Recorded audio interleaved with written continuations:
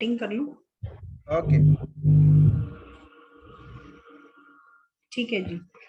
तो आज के वेबिनार में सबका स्वागत है। और आज का जो वेबिनार है वो खासकर लाइफस्टाइल डिसऑर्डर्स का हम एक पूरा सेशन शुरू कर रहे हैं। तो लाइफस्टाइल डिसऑर्डर्स क्या है? As the name suggest, lifestyle मतलब अस्वस्थ जीवन शैली और खान पान की जो गलत आदतें हैं उससे जो होने वाली बीमारियां हैं उनको हम बोलते हैं लाइफस्टाइल डिसऑर्डर्स। ठीक है ना? मतलब या जीवन शैली से जुड़ी हुई बीमारियां भी आप इनको बोल सकते हैं। ये बीमारी ना तो इन्फेक्शियस है, ना संक्रमण से फैलेगी, ना ही ये जेनेटिकली फैलती है। और ये जो अस्वस्थ जीवन शैली है और खान पान की जो गलत आदतें हैं उसके कारण होने वाली जो बीमारियां हैं उनको हम स्पेसिफिकली इस क्लासिफिकेशन में डालते हैं कि लाइफस्टाइल से बीमारी है या जीवन शैली से बीमारियां हैं। अब इसमें सबसे पहले क्या आता है? शारीरिक असक्रियता, मतलब नो एक्सरसाइज, बढ़ता तनाव, a lot of stress, अनिद्रा, इंसोम्निया, जंक फूड जो लोग बहुत ज्यादा खाते हैं, और गैजेट्स हैं आजकल आप देखेंगे हर एक व्यक्ति के हाथ में एक सेल फोन है। उसका वो जो एक ओवर एडिक्शन है एक सेल फोन का, उसके जो बढ़ता चलन है, इन सब चीजों से ये मामले लगातार बढ़ रहे हैं। पहले ये जो बीमारियां थी ये वयस्कों को होती थी, मतलब ऐसा देखा जाता था कि अडल्ट्स को ही होती है, लेकिन अब ये तेजी से युवाओं को ही नहीं बच्चों को भी अपना शिकार बना रही है। तो इसीलिए इसके प्रति जागरूकता जो है वो बहुत ज्यादा इम्पोर्टेंट हो जाती है। ठीक है? तो ये जो बेसिकली डिसिप्लिन इसके अंदर बहुत इंपॉर्टेंट है। आप अपने लाइफ को कैसे डिसिप्लिन से बचा सकते हो, बल्कि अगर आप अपनी लाइफ में कुछ डिसिप्लिन रखेंगे तो आप ना केवल अपनी खराब जीवन शैली को आप बचा सकते हैं, दूसरा आप अपनी उनको सुधार भी सकते हो आदतों को। और किन्हीं कारणों से अगर आप इसकी चपेट में आ भी जाए तो भी, जैसे कहते हैं कि सुबह का भूला शाम को घर आ जाए तो उसे भूला नहीं कहते, तो वैसे ही जीवन शैली में अगर आप परिवर्तन कर लें तो आप उसे नियंत्रित कर सकते हैं। अच्छा, एक और चीज इसके अंदर जो बहुत अफेक्ट कर रही है उसमें एक चीज आती है इम्यूनिटी। इम्यूनिटी कमजोर होने से खराब जीवन शैली का बहुत बड़ा हाथ है। देखिए, शरीर पर क्या होता है ना, बाहरी माइक्रो ऑर्गेनिजम्स के होने वाले जो भी हमले होते हैं उसके खिलाफ सिर्फ हमारा इम्यून सिस्टम लड़ता है। वो एक पहली लाइन ऑफ डिफेंस है। फॉर एग्जाम्पल, आप इंडिया में अगर कोई घुसना चाहता है तो एक LOC है, लाइन ऑफ कंट्रोल, तो वो एक फर्स्ट लाइन ऑफ डिफेंस है। आर्मी हमारा फर्स्ट लाइन ऑफ डिफेंस है। वैसे ही हमारा इम्यूनिटी हमारे बॉडी के लिए फर्स्ट लाइन ऑफ डिफेंस है। जितना अच्छी आपकी इम्यूनिटी होगी उतना ही आपका बीमारी से पकड़े जाने के आसार क्षीण होने शुरू हो जाते हैं। खराब लाइफस्टाइल और इम्यून सिस्टम का जो डिफेंस है, इसमें जैसे ही एक छेद होता है वैसे ही बीमारियां आपके बॉडी के अंदर घर करने लग जाती हैं। अब खराब जीवन शैली किसको कहते हो आप? खराब जीवन शैली है अगर आपके पास ठीक से खाना खाने का, भरपूर नींद लेने का समय नहीं मिल रहा है, तो आप समझ लीजिए कि आपका जीवन शैली में कुछ तो गड़बड़ हो रहा है। और आपके इम्यूनिटी सिस्टम का तेजी से जो ये जितना भी ये लाइफस्टाइल है वो आपके इम्यून सिस्टम पे अटैक करना शुरू कर दिया, ये पहला साइन है। ये ठीक है कि आपका जो मॉडर्न लाइफस्टाइल है उसमें वर्क प्रेशर्स हैं और उससे आपका स्टैमिना बढ़ रहा है, लेकिन आपके शरीर पर भी उसका खराब असर पड़ रहा है। और प्रेशर रहने के बावजूद स्वस्थ रहने का प्रयत्न किया जा सकता है। टाइम निकालिए, ये बहुत इंपॉर्टेंट है। खुद के लिए टाइम निकालना बहुत जरूरी है। यदि काम के घंटे आपके फिक्स नहीं है तो वर्क स्टेशन को ही आप वर्कआउट के लिए यूज कर सकते हैं। काम के दौरान थोड़ी थोड़ी भी अगर आप ब्रेक ले लीजिए, 20-20 का प्रिंसिपल होता है कि 20 मिनट्स वर्क करके आप 20 सेकेंड्स का आप ब्रेक ले सकते हैं। शारीरिक गतिविधियों को बढ़ा दीजिए, स्पॉट रनिंग कर सकते हैं, स्ट्रेचिंग कर सकते हैं। फिर दूसरी बात आती है पानी कब पिया था। कई बार हम देखते हैं कि ऐसे लोग हैं जो सारा सारा दिन पानी ही नहीं पीते हैं, ऐसे ही निकल जाता है, फिर याद आता है शाम को कि मैंने तो सुबह 1 गिलास पानी पिया था। हाइड्रेशन बहुत जरूरी है आपके डाइजेशन के लिए, आपकी किडनी की अच्छी फंक्शनिंग के लिए, आपके अच्छे मेटाबॉलिज्म के लिए। So hydration is one of the most important चीज। और जो वाटर है उसको हम बोलते हैं एलिक्सर ऑफ लाइफ। पानी जो है वो हमारे बॉडी में जितने टॉक्सिन्स हैं उनको बाहर निकालता है। लाइफस्टाइल को दुरुस्त रखने के लिए एक दृढ़ इच्छा शक्ति जो चाहिए ही है, यही आपको अपना एक सिस्टम भी बनाना बहुत जरूरी है। आपको ठान लेना है बस कि अब आप इतना तो देखिए कर सकते हैं ना कि सुबह आप जल्दी उठकर कम से कम 2-3 ग्लास गुनगुना पानी ही पीना शुरू कर दीजिए। इसमें तो कुछ इतना मुश्किल नहीं। तो दिन की शुरुआत अगर आप इससे करेंगे तो बहुत फायदा होगा। और अगर आप देर से उठ रहे हैं तो काम के घंटों के साथ भी एडजस्ट कर सकते हैं। नींबू पानी के साथ, ताजे आंवले के रस के साथ आप शुरुआत कर सकते हो। विटामिन सी का एक तगड़ा डोज सुबह उठते ही अगर मिल जाएगा तो एक दिन की अच्छी शुरुआत हो जाती है। इसी के अंदर अगर जैसे हमारा जो वाइटम का इम्यूनिटी प्लस है, अगर आप उसको सुबह खाली पेट लेना शुरू करो तो it is a very good vitamin C booster. भोजन के अंदर अदरक का, हल्दी का सेवन करिए। असमय सोने के कारण आपका जो एसिडिटी है और जलन है उससे आपको राहत मिल सकती है। तो कुछ चीजें इनकॉर्पोरेट करके काफी फर्क पड़ा है। गोल्डन मिल्क का सेवन करिए। रात को सोते समय हल्दी का दूध अगर आप पियोगे तो उसका बहुत फर्क पड़ेगा। अब ये जो खराब जीवन शैली है, जो आपका एसिडिक लाइफस्टाइल है, उससे सबसे ज्यादा जो हमारे बॉडी पे असर पड़ता है वो हमारे वाइटल ऑर्गन्स के ऊपर पड़ता है। और वाइटल ऑर्गन्स में हमारा जो लिवर है वो सबसे इम्पोर्टेंट है, क्योंकि लिवर हमारा जो है वो इम्यूनिटी का घर है। इसीलिए जो लिवर है उसका मेटाबॉलिज्म रहना, डाइजेशन अच्छा रहना बहुत जरूरी है। तो आज लिवर से हम शुरू कर रहे हैं कि लाइफस्टाइल का हमारे लिवर पे कैसे प्रभाव पड़ रहा है। ओके, मैं पीपीटी भी साथ में शेयर कर रही हूँ ताकि आप लोगों को एक इसका अच्छा ओवरव्यू भी मिल सके। ठीक है,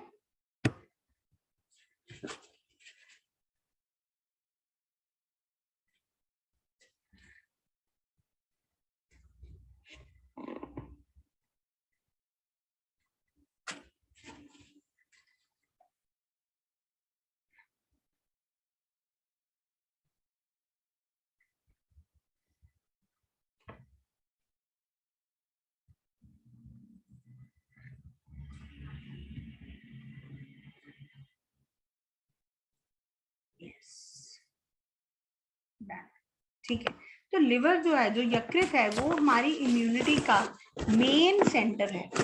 जो जितने हमारे बॉडी, लिवर का जो मेन काम है वो है हमारे बॉडी के टॉक्सिन्स को रिलीज करना। जो डिटॉक्स है वो लिवर से स्टार्ट होता है।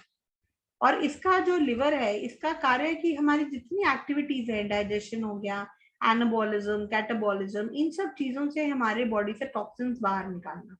जितने प्रोटीन्स हम खाते हैं उनको, प्रोटीन्स को असिमिलेट करना, डाइजेस्टिव एंजाइम्स को बनाना ताकि हमारा डाइजेशन अच्छा हो सके।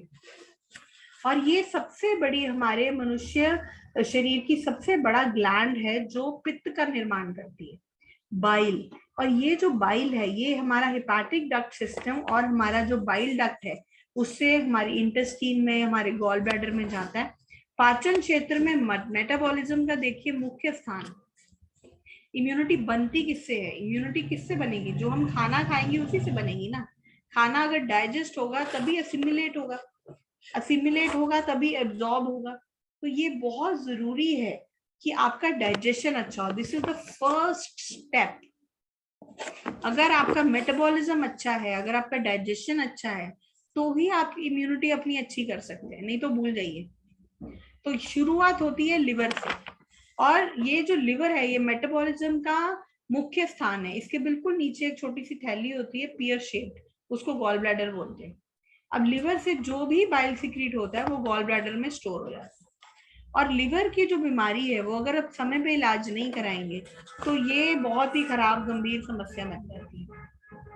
लिवर में किसी भी प्रकार की बीमारी या खराबी होने पर ये अंग कुशलता पूर्वक काम नहीं कर पाते और शरीर की कई सामान्य क्रियाएं भी जो है वो प्रभावित हो जाती है। और जेनेटिक भी हो सकता है और बहुत ज्यादा अन्य कारण भी है, ऐसा नहीं है कि सिर्फ इसी से होती है। ठीक है, अब किस तरह की लिवर डिजीज है वो भी हम देखते हैं, क्योंकि आपको एक आइडिया होना चाहिए कि किस तरह की डिजीजेस हो सकती है। आप किस तरह की पेशेंट्स आएंगे आपके पास? Fatty liver, non alcoholic fatty liver. कुछ बोलेंगे हम अल्कोहल पीते हैं उससे हमारा लिवर फैटी हो गया, कुछ बोलेंगे हम तो पीते ही नहीं थे जी, ना शराब ना मीट ना अंडा, फिर भी हमारा लिवर फैटी हो गया। Hepatitis A B C, jaundice, cirrhosis of liver, alcoholic hepatitis, liver cancer, Gilbert syndrome, ये जो है ये मुख्यतः, पर आपको जो पता होना चाहिए वो मेन आपको स्क्रीन पे दिख रहे हैं। Hepatitis, fatty liver, non alcoholic fatty liver, cirrhosis and and stage disease of the liver. अब ये आप पहचानेंगे कैसे कि जी कुछ गड़बड़ हुआ है लिवर का? सिंपल सी बात है, जो भी लिवर का पेशेंट होगा कुछ ना कुछ उसके त्वचा में या उसकी आंखों में हल्का पीलापन आएगा। First stage. उसको पेट दर्द रह सकता है, सूजन रह सकती है, राइट अपर क्वाड्रेंट के अंदर उसको पेन हो सकता है, उसको टच करने पे पेन हो सकता है, उसी एरिया में थोड़ी स्वेलिंग हो सकती है। अच्छा, ऐसे लोगों के पैरों पे भी कई बार सूजन होती है, त्वचा में खुजली होनी शुरू हो जाती है, और उनके यूरिन का जो रंग है वो येलो होना शुरू हो जाता है, और कई बार गहरे रंग का मल आता है, मल में कई बार खून भी आना शुरू हो जाता है।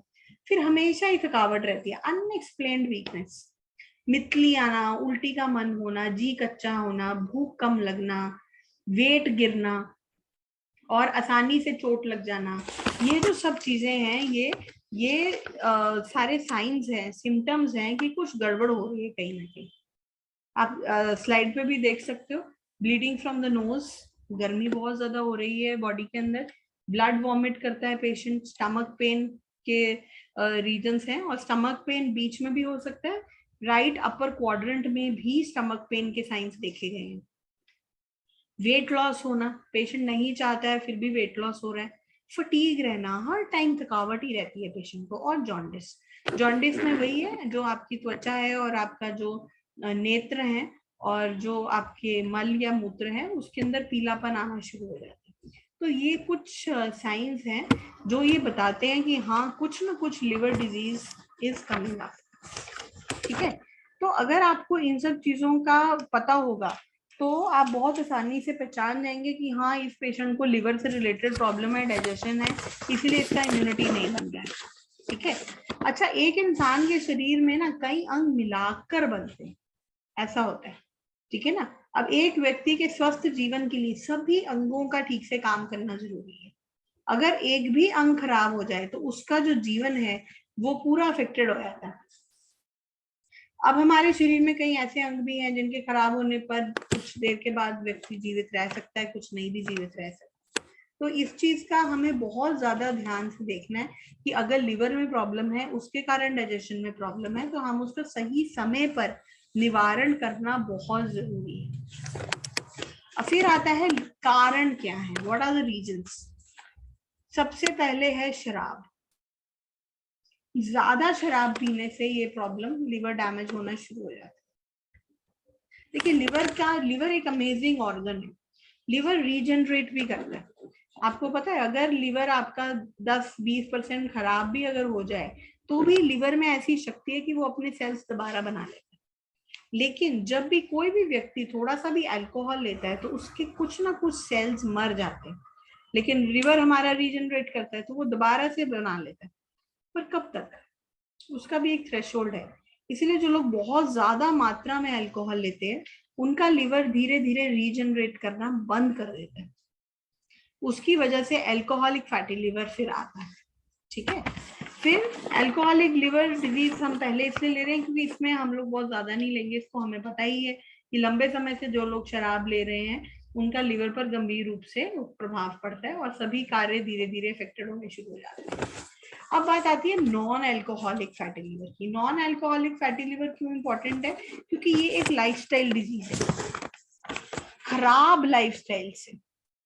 क्योंकि ऐसे लोग शराब नहीं पी रहे हैं, सिर्फ खराब लाइफस्टाइल की वजह से, सेडेंटरी लाइफस्टाइल्स की वजह से इन मरीजों के जो फैट है वो लिवर में जमा होना शुरू हो जाता है। अब ऐसे में जब लिवर में सूजन आ जाती है तो हम उसको क्या बोलते हैं? Hepatitis. Any swelling in the liver is called hepatitis. ये एक वायरल इन्फेक्शन होता है बेसिकली। फिर नॉन एल्कोहलिक स्टीएटोहेपेटाइटिस भी होता है। इसमें क्या है, ये जनरली उन लोगों को होता है जिनको डायबिटीज रहती है या फिर हाई कोलेस्ट्रॉल रहते हैं, उन लोगों को ये जो बीमारी है ये देखी जाती है और मोटे लोगों में ज्यादा पाई जाती है। फिर drug induced liver disease, drug induced liver disease होती है जो किसी ना किसी दवाई के सेवन से हो रही है। तो जो लोग जैसे ये इस तरह की मेडिसिन लेते हैं जिससे मेटाबॉलिज्म अफेक्ट हो जाता है, आपका कुछ दवाइयों में कॉपर है, आयरन है, इस तरह के मिनरल्स जम जाते हैं, लिवर में ब्लड सप्लाई नहीं होती, ये ड्रग इंड्यूस्ड है। फिर कुछ डायबिटिक मेडिसिन होती हैं जो लिवर पे असर डालती है, कीमोथेरेपी की, कैंसर रिलेटेड जो मेडिसिन हैं वो लिवर के ऊपर असर डालती हैं। तो ये वाली जो कुछ है इसको ड्रग इंड्यूस्ड बोलते हैं, ठीक है। फिर आता है फैटी लिवर। जब किसी कारण से आपका लिवर फैट का मेटाबॉलिज्म कर नहीं पाता और अतिरिक्त मात्रा में फैट की लेयर्स जमनी शुरू हो जाती है, उसको हम फैटी लिवर डिजीज बोलते हैं, ठीक है ना। तो कारण वही सेम है कि लंबे समय से शराब का सेवन हो रहा है, नहीं हो रहा है तो आहार का गड़बड़ हो रहा है। डायबिटीज एक रीजन है, आहार में नमक कई बार बहुत ज्यादा लेते हैं कुछ लोग, उन लोगों में भी ये प्रॉब्लम पाई जाती है जो लोग बहुत ज्यादा नमक लेते हैं। फिर धूम्रपान करना, धूम्रपान समझते हैं ना, smoking. Smoking is one of the next reason जो एक लाइफस्टाइल का प्रॉब्लम है और उसकी वजह से आपका सारा इम्यूनिटी डाउन होता है। एक्सेसिव सप्लीमेंट्स लेना, बहुत ज्यादा कई लोग विटामिन लेते हैं, उससे भी प्रॉब्लम आ जाती है। ज्यादा मेडिसिन लेना, इन्फेक्शन, कीमोथेरेपी, कीमो की मेडिकेशन, इन सब चीजों से ये गड़बड़ होती है। देखिए लिवर को अगर आपने लंबे समय तक स्वस्थ रखना है तो अच्छी स्वस्थ जीवन शैली, एक अच्छा लाइफस्टाइल और अच्छा आहार विहार, अच्छा खान पान बहुत इंपॉर्टेंट है। भोजन में आप अधिक से अधिक हरी सब्जियां रखो, लिवर फ्रेंडली वेजिटेबल्स रखो, ये बहुत जरूरी है। जो भी अल्कोहल, जो भी हेल्दी लिवर है वो उसको हरी पत्तेदार सब्जी चाहिए, एवोकाडो है, एप्पल है, ऑरेंजेस हैं, lots of vitamin C, gooseberry है, आंवला है, इन सब चीजों से आपका जो लिवर है वो हेल्दी रहता है। वहीं प्रोसेस्ड फूड जितना है, ऑयल्स हैं, और आजकल जैसे फ्रोजन फूड्स का कंसेप्ट बहुत बढ़ रहा है, इन सब चीजों से फैटी लिवर बनता है, ठीक है ना। और फैटी लिवर एक जो ये कंडीशन है ये सिंपल सा है, अधिक खाना, शराब हो गया, अनुचित मात्रा में फैट खाना, तला हुआ खाना, फ्राइड जंक फूड, और इन सब चीजों से फैटी लिवर आप इन्वाइट करते हैं। तो ये आपकी लाइफस्टाइल के ऊपर बहुत डिपेंड करता है कि आप किस तरह की लाइफस्टाइल फॉलो कर रहे हो, किस तरह का आहार विहार फॉलो कर रहे हो जिससे फैटी लिवर का प्रॉब्लम आता है। और आजकल हम देखते हैं कि मतलब ऑलमोस्ट 80% लोगों के अंदर फैटी लिवर का प्रॉब्लम बढ़ता है। देखो लिवर की जो कोशिकाएं हैं उसके अंदर अधिक मात्रा में फैट जमना सबसे बड़ा प्रॉब्लम है। देखो लिवर में कुछ फैट होता है नॉर्मली, लेकिन फैट की मात्रा जो लिवर के वेट से 10% अधिक हो जाती है तब हम उसको फैटी लिवर कहते हैं। क्यों? क्योंकि लिवर सामान्य रूप से कार्य करने में असमर्थ हो जाता है, तब वो सिम्टम्स देते हैं, ठीक है। तो सिंपल सा कंसेप्ट है जो आपको याद रखना है कि फैटी लिवर अगर आप किसी के भी अल्ट्रासाउंड रिपोर्ट में देखेंगे कि जी फैटी लिवर है, तो सिंपल है कि दो तरह का फैटी लिवर है, एल्कोहलिक फैटी लिवर है, नॉन एल्कोहलिक फैटी लिवर है। एल्कोहलिक में शराब की मात्रा ज्यादा रहती है, लिवर में सूजन आ जाती है, leading to grade 3 fatty liver, leading to cirrhosis of the liver ahead. Non alcoholic fatty liver हमारे खराब लाइफस्टाइल की वजह से, high fat food, diabetes, obesity, इन सब रीजन की वजह से होता है। तो ये जो सारे जो रीजंस हैं ये हमारे फैटी लिवर के रीजंस हैं। और लाइफस्टाइल जो है ये one of the most important है हमारे नॉन एल्कोहलिक फैटी लिवर के लिए, ठीक है। अब नॉन एल्कोहलिक फैटी लिवर का क्या है? देखिए फैट हेल्दी लिवर है, हेल्दी लिवर से नॉन एल्कोहलिक फैटी लिवर या फैटी लिवर में कन्वर्ट होते हैं, वहां से ग्रेड 3 तक आप रिवर्स कर सकते हो, इट इज रिवर्सिबल। पर एक बार अगर स्कारिंग पे पहुंच गए आप, सिरोसिस पे पहुंच गए, फिर there is no looking back, then things are difficult. क्योंकि आप सोचे अब हर टाइम पे ही अगर आपको कभी भी जब जागो तब सवेरा, ऐसा नहीं होता। तो अगर आपका लिवर हार्ड हो गया है तो उस लिवर को वापस सॉफ्ट करना, वापस उसको एक हेल्दी लिवर में कन्वर्ट करना is very very difficult. NaFL के सिंपल है, नॉन एल्कोहलिक फैटी लिवर के 4 चरण आते हैं इसमें। नॉर्मल फैटी लिवर एंड स्टेटासिस, मतलब कि लिवर में फैट जमा होना शुरू हो जाता है लेकिन स्वेलिंग नहीं होती, इसमें लक्षण नहीं होते, उचित आहार विहार करेंगे आप ठीक हो जाएगा, मतलब grade 1 fatty liver kind of situation. तो ये आपका फर्स्ट चरण है, फर्स्ट स्टेज है। कौन सी फर्स्ट स्टेज है? कि सिर्फ आपके लिवर में फैट डिपॉजिट हो रहा है, there is no swelling on the liver, that is the first stage. फिर सेकंड स्टेज में क्या है? फैट बहुत ज्यादा होने से लिवर में सूजन आ रही है। सूजन आने से क्या है, जो लिवर है उसका मैंने बताया ना आपको अमेजिंग क्वालिटी क्या है, रीजनरेशन। वो डैमेज टिश्यूज जितने हैं उनको रिपेयर करने की कोशिश करता है। लेकिन क्या होता है, वही जो टिश्यूज हैं उनसे घाव होने शुरू हो जाते हैं। ये जो अवस्था है उसमें घाव होने वाले जो टिश्यूज हैं वही विकसित होने शुरू हो जाते हैं।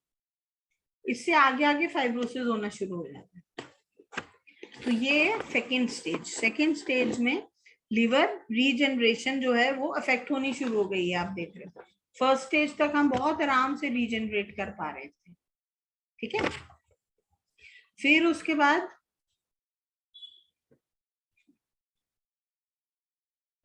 Third stage. थर्ड स्टेज आती है जिसमें लिवर सामान्य रूप से कार्य करना बंद कर दे, that is cirrhosis of the liver आ गया, ठीक है। मतलब लिवर का फर्क पड़ना शुरू हो गया। त्वचा और आंखों में पीलापन आना शुरू हो गया, लिवर के टिश्यूज डैमेज होने शुरू हो गए हैं। और ये जो सारा जो सिरोसिस है, इससे जो फोर्थ स्टेज है लिवर डैमेज, वो आनी शुरू हो जाती है। अब ये कैसे पता चलेगा कि अब फैटी लिवर के क्या सिम्टम है? सिंपल, वजन में गिरावट आ रही है किसी ना किसी रीजन से, पेट के दाएं भाग के ऊपरी हिस्से में पेन हो रहा है, स्वेलिंग, कमजोरी, एसिडिटी बहुत रहनी शुरू हो जाती है पेशेंट को। तो वो भी एक रीजन है कि पेशेंट को एसिडिटी लग रही है बहुत। देन पेट में सूजन आ रही है, आंखें और त्वचा पीली हो जाती है। आप देख भी रहे हो, जैसे कि आपको स्क्रीन पर दिख भी रहा है कि एसिडिटी बहुत ज्यादा है और येलोनेस होनी शुरू हो जाती है पेशेंट को। इनडाइजेशन रहेगा, उसको हर टाइम रहेगा मेरे को कुछ खाना पच नहीं रहा है, मेरे को मितली का मन लग रहा है। उसको पेशेंट को कुछ खाने का मन नहीं करेगा, उसका एपेटाइट भी गिर जाएगा। फिर ये जो लिवर फाइब्रोसिस का जो स्टेज है वो बेसिकली फैटी लिवर का नेक्स्ट स्टेज है। और इसमें क्या है, लिवर में इंजरी या फिर इन्फ्लेमेशन होनी शुरू हो जाती है और लिवर के हेल्दी टिश्यूज जितने हैं वो खराब होने शुरू हो जाते हैं। लिवर ठीक से काम नहीं कर पाता और ये लिवर डैमेज की फर्स्ट स्टेज है। फाइब्रोसिस के कारण जो भी टिश्यूज लिवर के अंदर रक्त के प्रभाव को रोक देते हैं, मतलब लिवर का जो भी हेल्दी टिश्यू है वो मर जाता है और उसके बाद फिर ये लिवर सिरोसिस स्टेज 2, स्टेज 3 आगे बढ़ जाता है।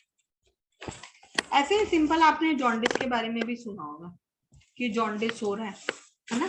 तो जॉन्डिस मतलब पीलिया। ब्लड स्ट्रीम में बिलीरुबिन नाम का एक रंग होता है जिसके आधिक्य से त्वचा और नेत्रों में पीला रंग आ जाता है। इस दशा को कामला भी बोलते हैं या पीलिया भी कहते हैं। अब जॉन्डिस जो है वो लिवर और डाइजेशन को खराब करता है। लक्षण वही सेम है, त्वचा या नेत्रों का सफेद भाग पीला होना, जलन होना, पीला मल आना, गाढ़ा मूत्र आना, ठीक है ना। तो ये इस तरह के सिम्टम्स आते हैं। और बिलीरुबिन की कम मात्रा से पेट दर्द, वॉमिटिंग, थकान, वजन घटना, बुखार, पीला मल, गाढ़े रंग का मूत्र आना, ये इस सब तरह की चीजें प्रॉब्लम करती हैं। अब इसमें वाइटियम आपको क्या ऑफर करता है, इस चीज के ऊपर ध्यान देने की हमें जरूरत है। वाइटियम का एक काफी अच्छा प्रोडक्ट नया जो लॉन्च हुआ था अभी पीछे, वो अभी हमने पीछे काफी पेशेंट्स को दिया भी है और उनको काफी फायदा भी हुआ है। तो लिवसिड है इस उसके अंदर। लिवसिड की ये खासियत है कि लिवसिड का जो एक तो कॉम्बिनेशन है वो एक तो अर्जुन से बना है, लसन है उसमें, सौंठ है, लेमन है, एप्पल सिडर है, शिगरू है, मधु है। इससे क्या इंस्टेंट रिलीफ मिलता है, कोई साइड इफेक्ट नहीं है इसका। डाइजेशन बेटर होता है। अच्छा, कुछ भी जलन हो रही है, हार्ट बर्न है, एसिडिटी है, गैस बहुत बन रही है पेशेंट को, ब्लोटिंग हो रही है, एब्डोमिनल डिस्कम्फर्ट है, उन सब में बेटरमेंट आती है और एपेटाइट भी बेटर होती है। यूज कैसे करना है इज वेरी सिंपल। 2 चम्मच आप दिन में 3 बार दीजिए, 2 हफ्ते के लिए बेटर हो जाएगा। 2 हफ्ते के बाद आप उसको कम भी कर सकते हो, 3 से 4 महीने के लिए 2 चम्मच सुबह शाम। पर शुरू में आप 2 हफ्ते के लिए 2 चम्मच दिन में 3 बार दे सकते हैं, तो पेशेंट को इमीडिएट रिलीफ होता है। लेकिन इसके साथ एक चीज का आपको जो ध्यान रखने की जरूरत है वो ये है कि आपको कुछ भी इसमें स्मोक नहीं करना है, टबैको नहीं लेना है किसी भी प्रकार का, ठीक है। और हार्ट हेल्दी अच्छी डाइट लेनी है, हेल्दी वेट रखिए, अच्छी स्लीप लीजिए, स्ट्रेस मैनेज करिए, वही बात है ना, लाइफस्टाइल अच्छा रखिए अपना, ये बहुत जरूरी है, मेंटेनिंग अ हेल्दी लाइफस्टाइल। तो ये आपका अमल पित्त हो गया, आपका अपचन हो गया, पेट में जलन, अफारा, बदहजमी, सब में काम करेगा। ऑन टॉप ऑफ इट अगर कुछ भी लिवर में स्वेलिंग आ गई है फॉर एग्जाम्पल, तो आप क्या करेंगे, तब हमारा जो लिवर टॉनिक है वो आप दे सकते हैं वहां पे, लिव टॉनिक नाम से जो है वो साथ में आप लगा दो।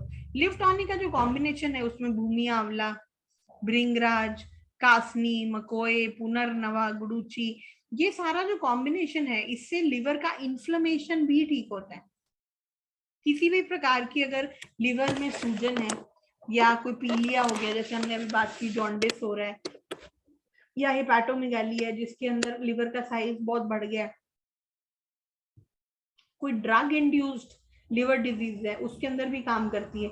फिर भूख कम हो रही है, मितली आ रही है, जैसे पेशेंट को भूख नहीं लग रही है, डाइजेशन वीक हो रहा है, उसके अंदर भी अगर आप लिव टॉनिक दो, और अगर उसको एसिडिटी है तो एम्ब्रोलिव भी लगा सकते हो आप साथ में, तो उसके साथ में भी अगर आप दोगे इसका कॉम्बिनेशन बना के तो भी अच्छा काम करेगा। तो इसकी जो है आप लिवर टॉनिक भी साथ में दे दीजिए, 2-2 चम्मच सुबह शाम, 3 से 4 महीना पर आपको लगातार देना है, तभी काम करेगा, ठीक है ना। तो लिव टॉनिक और लिवसिड, ये दोनों इस चीज के अंदर इनका बहुत ही अच्छा काम है। फिर बात आती है कि जिस तरह से ये जो प्रॉब्लम्स हैं उसके अंदर एक जो क्रॉनिक कॉन्स्टिपेशन की प्रॉब्लम बहुत देखी गई है कि लिवर के साथ साथ कॉन्स्टिपेशन का प्रॉब्लम भी आ रहा है, तो उस कंटेक्स्ट में भी हम बात कर सकते हैं कि देखिए सिंपल है, कॉन्स्टिपेशन आप किसको कहेंगे, जब सप्ताह में 3 बार से कम मल त्याग हो रहा है तो मतलब कॉन्स्टिपेशन, कब्ज हो रही है। लक्षण क्या है कि आपको मल पास नहीं हो रहा है, दबाव फील हो रहा है, छोटे छोटे दस्त आ रहे हैं, बार बार जाना लग रहा है, पेट में सूजन है, सिंपल है कि आपको इनकम्प्लीट इवैक्यूएशन का फीलिंग आएगा। और कब्ज के कुछ कारणों में क्या है, आपको ये लाइफस्टाइल में क्यों आता है, क्योंकि ये आपको देखना पड़ेगा आप क्या खा रहे हो, पर्याप्त फाइबर खा रहे हो कि नहीं खा रहे हो, बहुत ज्यादा प्रोटीन, बहुत ज्यादा डेयरी प्रोडक्ट्स तो नहीं खा रहे हो, आपका लाइफस्टाइल एक्टिव है कि नहीं है, स्ट्रेस कितना है, या आप इस तरह की मेडिसिन खा रहे हो जो बहुत ज्यादा मतलब डायरेटिक है, मेडिसिन का साइड इफेक्ट है, कैल्शियम है, या कुछ इस तरह की आप एंटासिड्स बहुत ज्यादा सेवन कर रहे हो, भोजन में कुछ विकार हैं, कुछ आईबीएस का प्रॉब्लम है, कुछ लोगों को आईबीएस का प्रॉब्लम होता है साथ में, जिसको इरिटेबल बाउल सिंड्रोम कहते हैं। तो इस तरह से जो ये प्रॉब्लम है ये कॉन्स्टिपेशन की आ जाती है। फिर पाचन तंत्र कैसा है आपका, अगेन हम लिवर से कनेक्ट होते हैं इसके अंदर। फिर पार्किंसन है, तो इसका इलाज बहुत जरूरी है कि अगर आप इसका इलाज नहीं करेंगे तो इसका साइड इफेक्ट क्या है, पाइल्स हो जाएगा, फिशर हो जाएगा, या बगंदर हो जाएगा, फिस्टुला। तो इसलिए इसको भी जड़ से निकालना बहुत जरूरी है, ठीक है। सो ये बहुत जरूरी है कि आपको पता हो कि आपने ऐसा क्या किया है लाइफस्टाइल में जिसकी वजह से ऐसा हो रहा है। स्ट्रेस है, पानी नहीं पी रहे हो आप, या फिर अनहेल्दी डाइट ले रहे हो, इनएक्टिव लाइफस्टाइल है, मेडिकेशन आपकी ऐसी है, या आपका कुछ मेजर शेड्यूल चेंजेस है। तो कब्ज में जब भी मल सख्त हो जाता है, बहुत ज्यादा हार्ड हो जाता है, तो आप मल त्याग में ज्यादा जोर लगाना पड़ता है। और कब्ज से पीड़ित लोग जो भी हैं वो रोज मल त्याग के लिए नहीं जाते, जिससे परेशानी बढ़ जाती है और मल त्याग में बहुत मुश्किल आती है। तो ऐसे लोगों को आप देखो भी ना, उनकी जीभ सफेद होती है, मटमैली हो जाती है, मुंह का स्वाद खराब हो जाता है, कुछ भी टेस्ट नहीं आता, और इवन कुछ लोगों को पायरिया की भी समस्या हो जाती है। तो ऐसे में आप जितना मर्जी उनको टूथपेस्ट दे दो, जो मर्जी कर दो, कुछ नहीं होने वाला जब तक आप उसका कब्ज का प्रॉब्लम नहीं ठीक करेंगे। तो कब्ज के रोगियों को भूख नहीं लग रही है, अब ऐसे पेशेंट को आप लिवसिड दे रहे हो, लिवर टॉनिक दे रहे हो, nothing will happen till the time constipation is not relieved. तो अधूरे मल त्याग से पेट में सूजन भी आ जाती है तो और बढ़ जाएगी। तो इसीलिए कमबख्त कब्ज इस कैटेगरी में आता है। तो कमबख्त कब्ज का 1 चम्मच आप गर्म पानी के साथ दीजिए तो उसका बहुत फायदा होता है।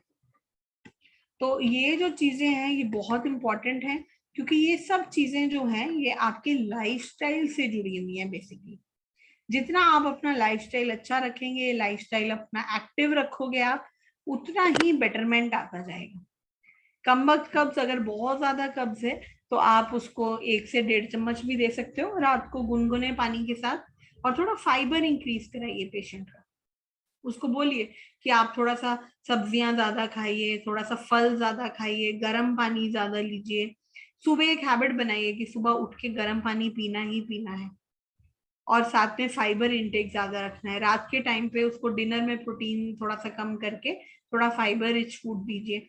और जैसे कुछ लोग हैं उनको पनीर खाने की बहुत आदत होती है, रात को बहुत हैवी खाते हैं 10-10 बजे, तो भी पेट साफ नहीं होता। तो बहुत जरूरी है ऐसे लोगों को आपको बोलना कि आप 7:30 7 o'clock तक अपना डिनर फिनिश कर लीजिए। और पानी एकदम खाने के बाद नहीं पीना चाहिए, क्योंकि वो आपके डाइजेशन को कमजोर करता है। तो बहुत जरूरी है कि पानी कम से कम आप खाना खाने के कम से कम 40 मिनट के बाद पानी, उसके बीच में अगर बहुत ही जरूरी है सिर्फ, तो आप थोड़ा सा गुनगुना पानी के सिप्स ले सकते हो आप बस। और ये जितनी मेडिसिन हैं ये आप प्रेग्नेंट को भी दे सकते हैं, लैक्टेटिंग वुमेन को भी दे सकते हैं, कोई साइड इफेक्ट नहीं है इनका। लिवस्टिड भी जा सकती है, लिवर टॉनिक भी जा सकता है, there is no problem at all. तो बहुत जरूरी है, ये हमारा लाइफस्टाइल डिजीजेस पे हमारा फर्स्ट चैप्टर था, और नेक्स्ट वीक हम सेकंड चैप्टर उठाएंगे। ठीक है, that is all for now.